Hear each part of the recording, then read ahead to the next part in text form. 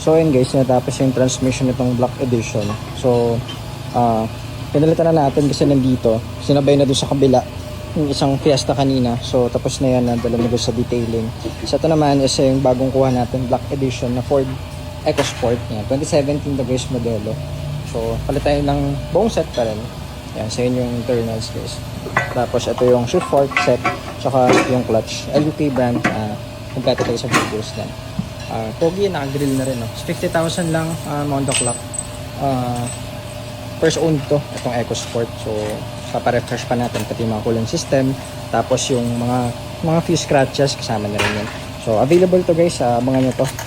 Trend variant automatic 2017 na EcoSport. Ayan.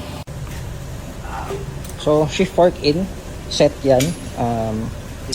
Next natin, clutch. LUK syempre, gamit natin. And all brand new parts. Ayan. So ito yung sa Black Edition natin na EcoSport. Tatapusin na rin to. Tapos ito na yung mga oils lahat. Yung mga transmission fluid, pati engine fluid. Dito yan. And ito yung sa shift fork, LUK din syempre. So ayan, pogi oh. So abangan nyo to guys pag natapos to. Pwede nyo na i-mine to. Black Edition to na 2017. EcoSport. Ayan, yung mga gamit lang. Pero malinis to guys. Medyo fresh. May mga few scratches lang. Ayan, so papa-retouch natin yan.